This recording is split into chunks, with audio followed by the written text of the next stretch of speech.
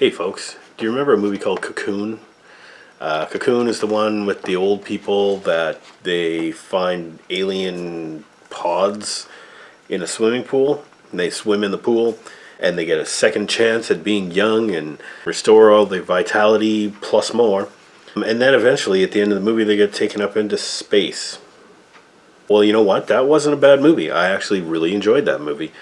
It's kind of funny in an 80s kind of way, in an 80s old person, Ron Howard directed kind of way. But this one, Cocoon, The Return, because I saw that first one and I was like, yeah, that was pretty good. I enjoyed that. But they actually made a sequel.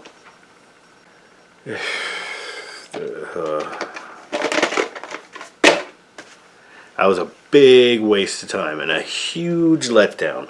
Let me just say this. There is no reason for this movie to exist at all.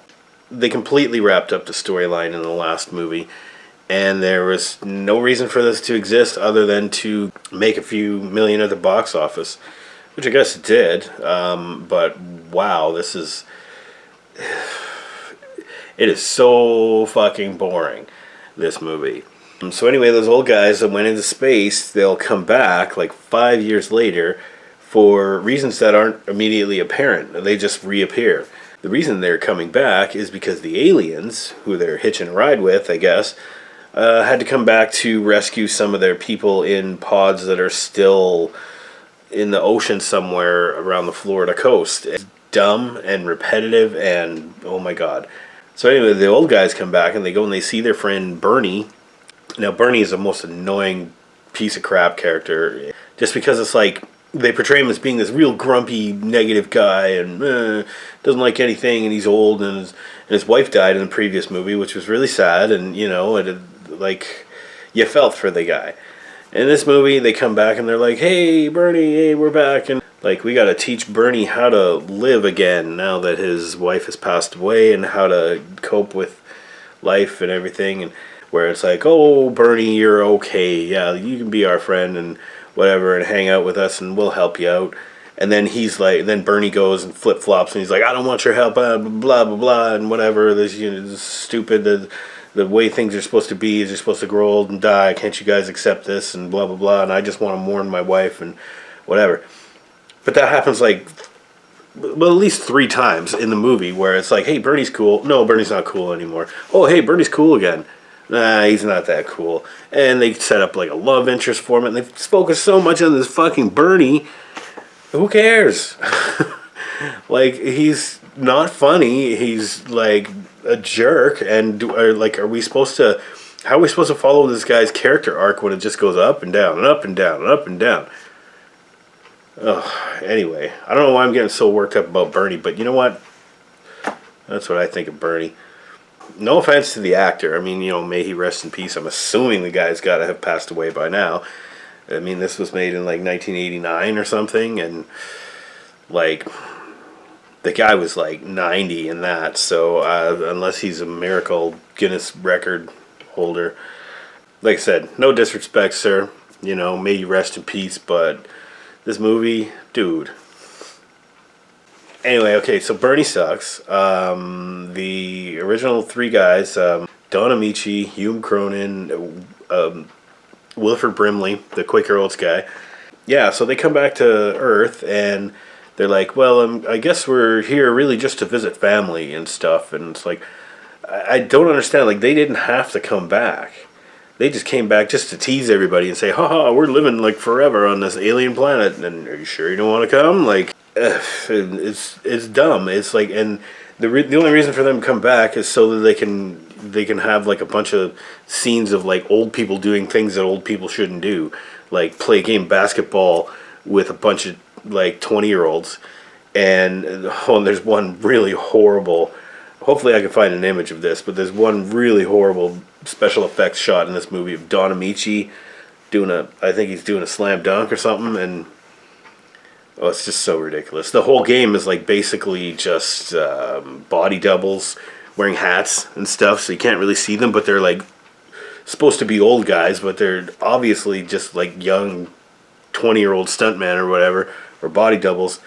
playing basketball and kicking these guys' asses, and oh, it's so dumb, and it goes on for so long, and and then there's like subplots and things, and there is a few developments, like, okay, Wilford Brimley and his wife, Maureen Stapleton, they had originally intended just to come and visit their family, their daughter and grandson.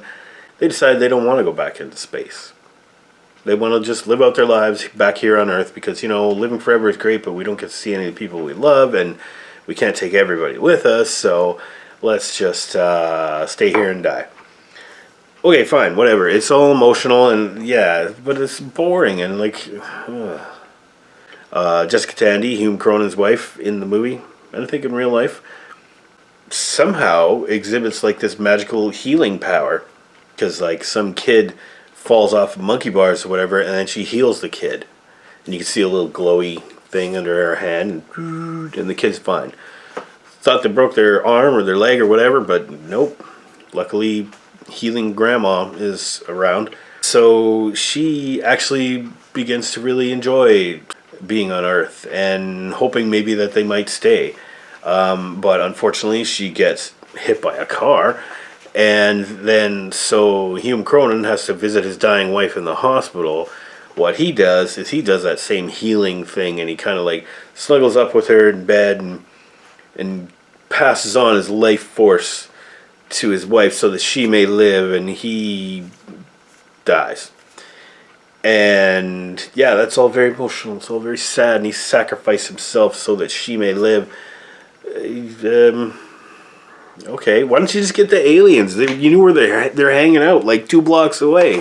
Why don't you get the aliens over there and get them to heal her, and then you can all go back into space and keep living forever.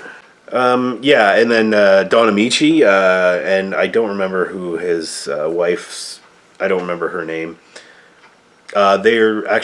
She gets pregnant, and like the dude's like 85 years old, and the doctors are like, wow, can't believe it, and it's crazy, and so they kind of have to go back to space and have the baby, otherwise the baby might not survive. Baby and mother might not survive back here on Earth. You'd think with these like story elements in there that it might be kind of exciting or kind of dramatic, but it is definitely not exciting. This is a pointless sequel. There's no reason for this movie to have ever been made.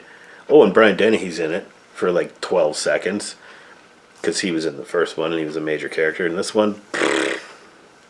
Oh, hey, how's it going? I remember you from the last movie. And okay, see you later. Going to space. That's the extent of Brian Dennehy's role in this movie. Yeah, Courtney Cox is in this too.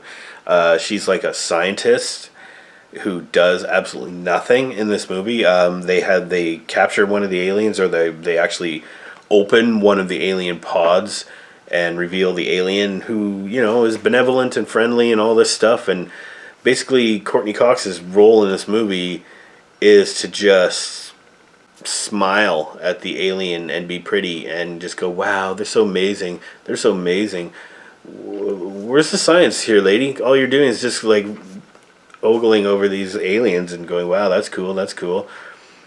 I don't know. It's the whole alien subplot with Courtney Cox is really dumb and doesn't even matter until the very end, when they have to like break the alien out of this facility, and so that alien can go back into space.